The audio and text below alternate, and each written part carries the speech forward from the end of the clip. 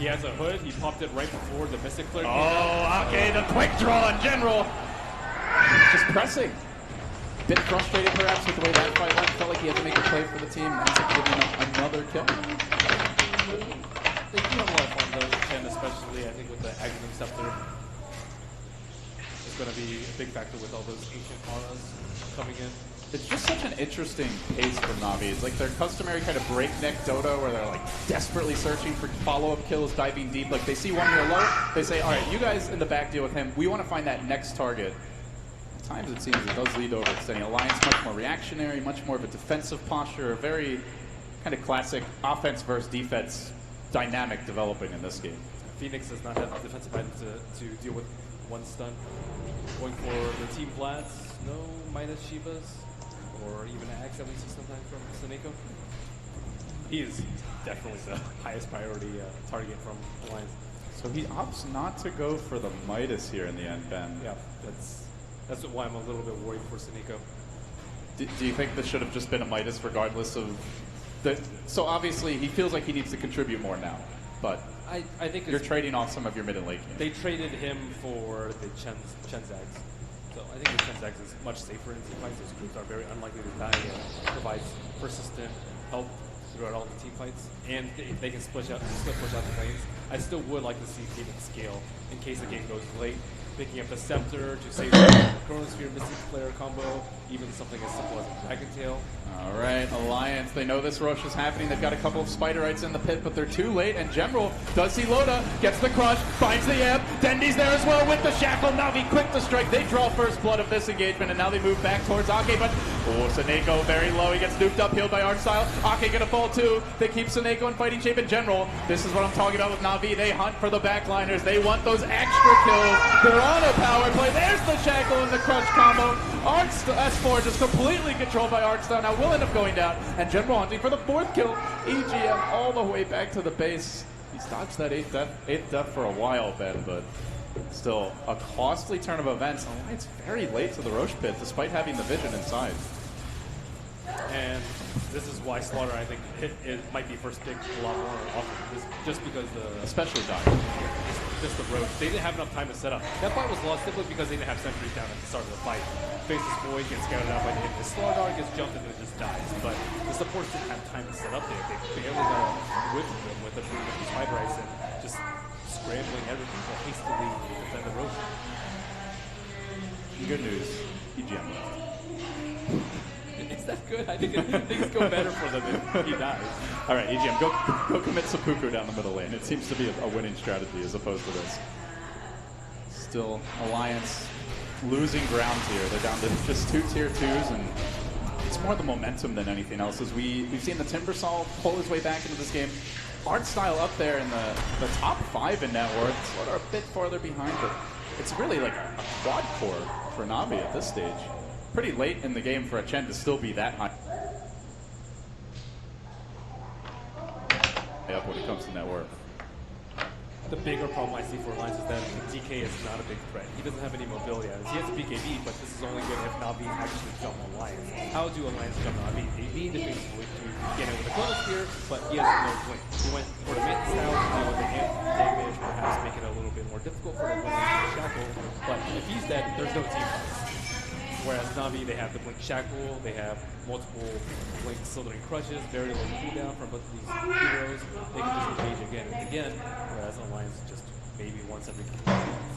They're really building up their sustainability. Timbersaw already naturally tanky, now grabs a hood. I can only imagine a pipe will be in the cards at some point this game. Windranger has the Aegis, has the Chen backing them up with the Ag, so everyone on Navi just getting more and more durable, and more resistant to that Wombo combo. And oh, by the way, they have the Sunray.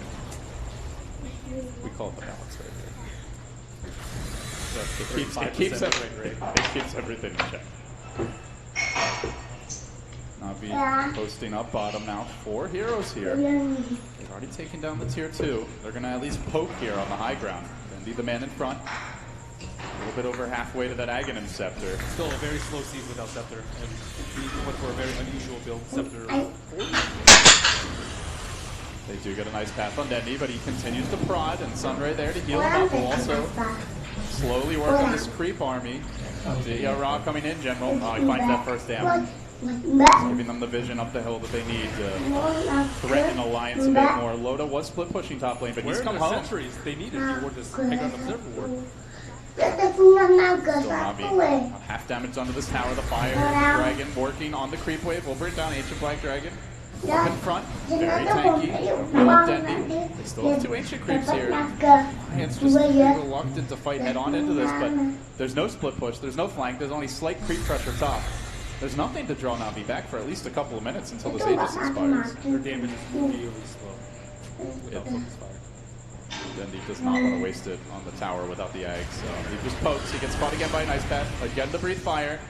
Again the dragon battle rages, but one man's a man, and once the other's a dragon. Loda there does get the good corner though. Off of Ra, he'll go down quickly and gets dropped into the middle of Alliance. Can they burst it? They will. Alliance holding the high ground, turning on Navi. General down, on style as well. They spring the trap. They only got a one-man corner, but that was all they needed. Oh, that edge is really useless with the double BKB from Alliance. It just, I don't even know how long the thing stayed up.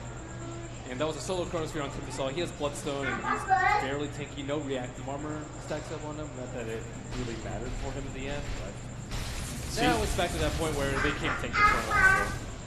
So what do you do? How do you tank it?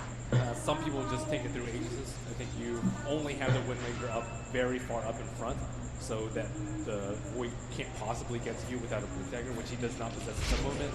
You can also tank it through having BOTs and a high charged Bloodstone on Timbersaw, so you can just TE back into the fight. But it's only gonna be a limited amount of time before it gets even bigger, and you can go Refresher to counter these methods. Yeah, Loda now building towards the BKB, grabbing the recipe here. Already has the hammer. Actually could buy it now if he wanted to, but might be preferring to save for buyback, because one really bad fight could end up costing them the next Roche or possibly Lane of Rex. I think Navi could also go like a Glimmer Cape. It's really good versus the Skywrath main. That's mostly why I think the hero felt like a favor. And then Pipe Aura, which date your largest recently completed, will be good. And AC. Aura. And the Golem. I'm not sure if Hardstyle had a Golem last fight. No, he had a... I don't think he did it. He had a Triceratops. Ancient Thunder. So Navi will slow it down a bit. The Aegis has been reclaimed, and we're going to reset. We head to the 32-minute mark, only game 1. Feels like a grueling slugfest. Not so much because of the raw number of kills, but more the back and forth way that they come about, with Navi coming out to an early lead, Alliance striking back. General just picked up a gem and he has no if he gets caught out here. He's got the high ground positioning though. He's in a great spot to scout out Alliance and reveal them. He quickly slithers back and will end up retreating, but Alliance, the timing not quite right. Didn't actually scout them, just got nervous. So they breach high ground. Smoke continues. Navi hanging near the secret shop. Does seem like they're aware this is a possibility, as 3 heroes are very far back near the base. And they will successfully for now dodge it. Alliance coming from an unusual angle, but Navi on the right side to avoid it. And their scan had missed. They used it near the mid T3 of Alliance. That check in green, they knew that they were outside of the base smoking. Roshan still a little ways off here. At least a minute, possibly 4. So the big rock comes back. Let's see if General gets his D ward. It's kind of hard to see that observer. Yeah. 4 steps solves that problem. Kills the trees.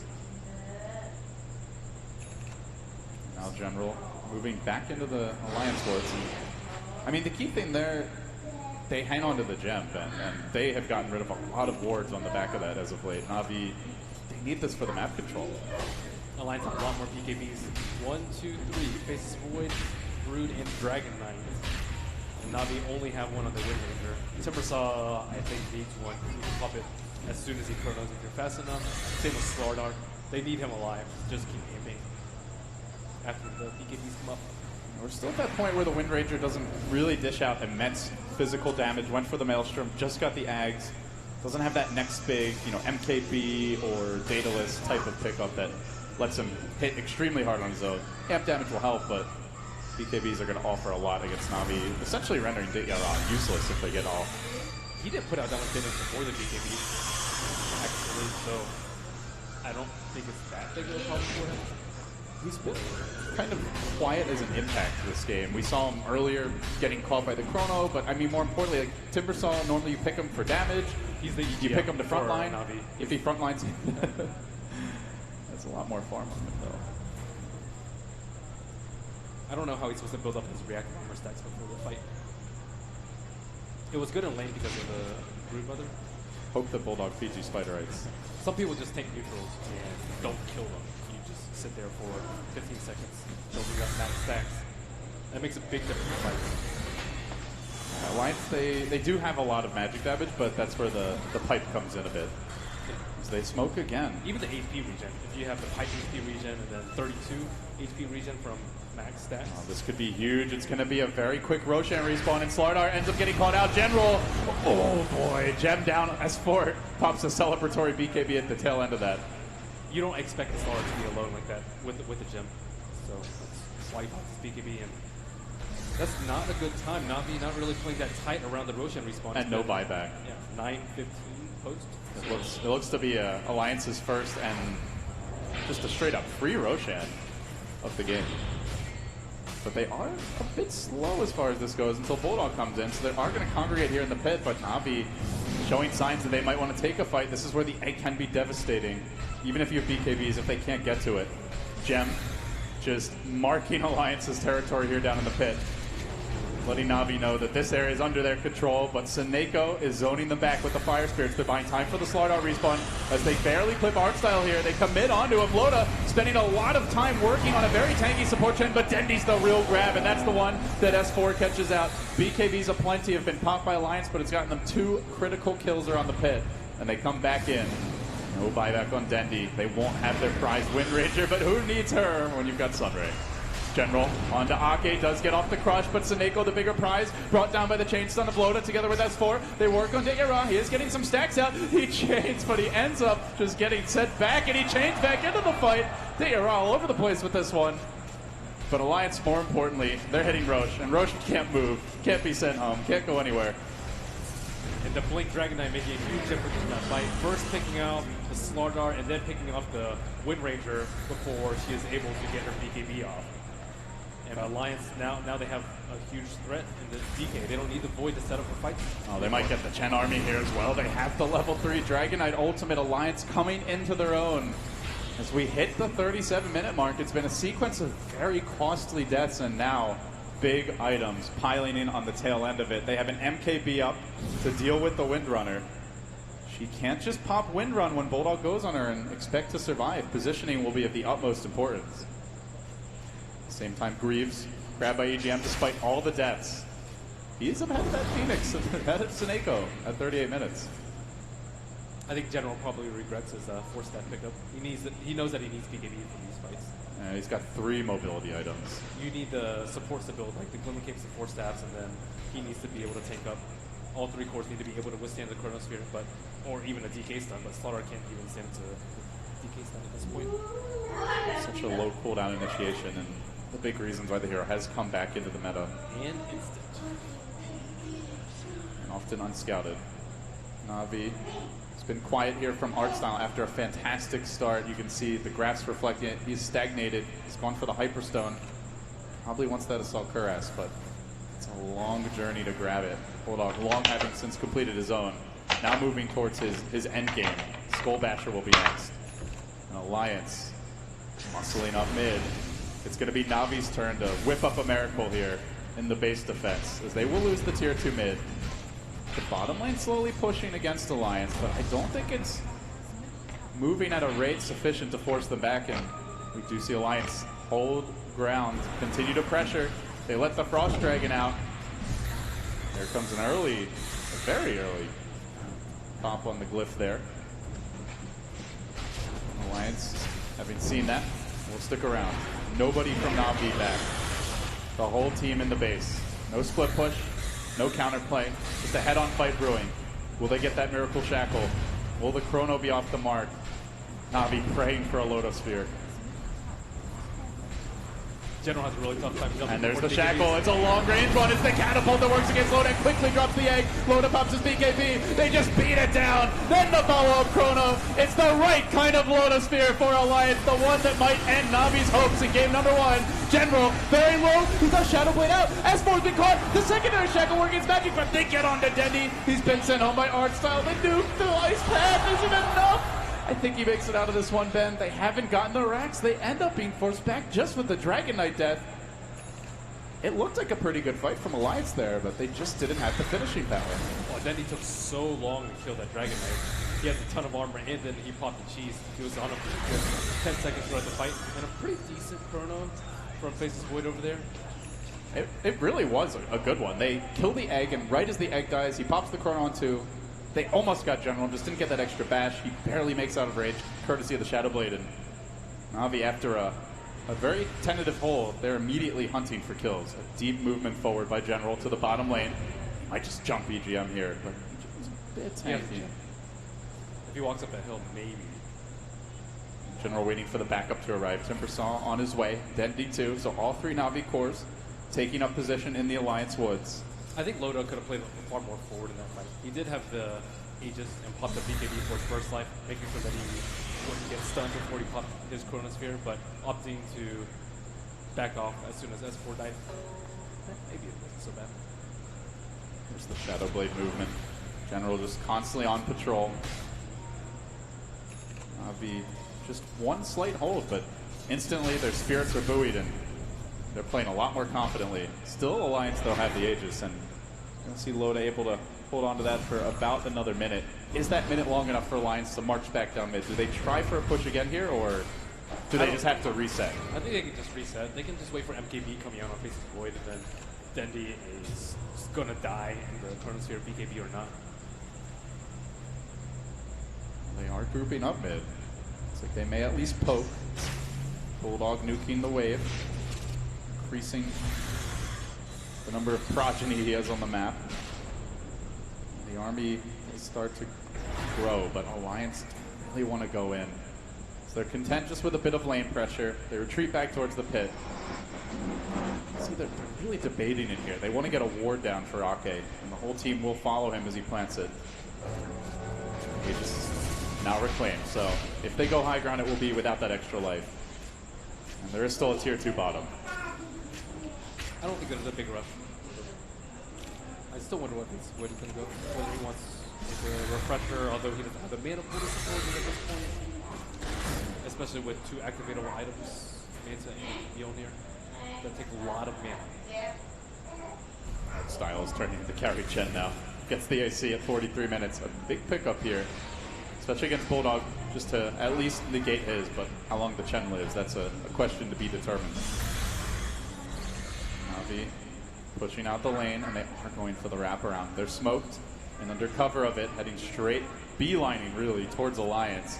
It's Loda in the trees. Do they get a good crush? He's the gem carrier. They jump Loda. Dendy's ready as well. The BKB coming through. Loda just melting. Dendy might kill him off the bat. He does end up getting off the chrono on the General, and they will possibly lose Dendy. And Loda survives through it all. Just walks away. Cool guys don't look back at explosions, and Loda looks very cool right now. 4 drop. Navi forced to throw out a buyback here on Dendy. How did they not kill Loda in that fight? It's the Alliance Force Staff. We saw it in the matchup versus Mineski, saving them in the base defense. And again, Ake casting on Loda so that he can pop his P2B, time walks on the damage off, and get that big Chronosphere to win them the team fight. The living legend coming back to life here in a critical moment. 23-20, they begin their siege. They're down 3 heroes on the side of Navi, and Dayara basically sacrificing his own life just to stall. It does allow Dendy to get a crucial kill in S4. Alliance have abandoned their brother, and they will suicide the Timbersaw, so no gold, but now Dendy, he's out too far. That's a dieback on the Dendy Bond, and Alliance, this might just be it. They've got 100 seconds to go without the Wind Ranger. Exposed racks, mid and bottom, could easily be 2 lanes, possibly Megas. Maybe they even tried to throne it, or maybe they just run away. It might not be a Wind Ranger, but the rest of the Navi squad is back. Abyssal complete on Bulldog. A fully 6-slotted Brood Mama. On to General, just a couple of pokes. The Spider spreads her legs, and the Bulldog Broodmother continues to rack up kills to have a huge impact in the late game. doing it again here in game one. Alliance close in the Swedes. They're almost there. They just need 1 or 2 more kills, or at least for Navi not to come and defend. Dityara decides to. That may cost him. BKB's out. Dityara down. That's all 3 cores dead, and Alliance have all but sealed it. Navi have nothing but underfarm supports to defend the base. They'll rotate to top. They want the Megas. Slow and steady. Alliance just outlasting Navi in these critical engagements. Bit by bit, inch by inch, they zero in. A very feudal lane comes out, marking where the Navi base once stood. But the Hordes have reassembled, and they are looking for this final lane of Rex. No split push, no hope in sight. Alliance may lay down. Ranged is all that remains, and there's the GG. Alliance, they start to put the crown back on here in game one. They're out to a 1-0 lead. And if you look at Chen's net worth at the end of the game, he had 15,000, whereas he was maybe like 6.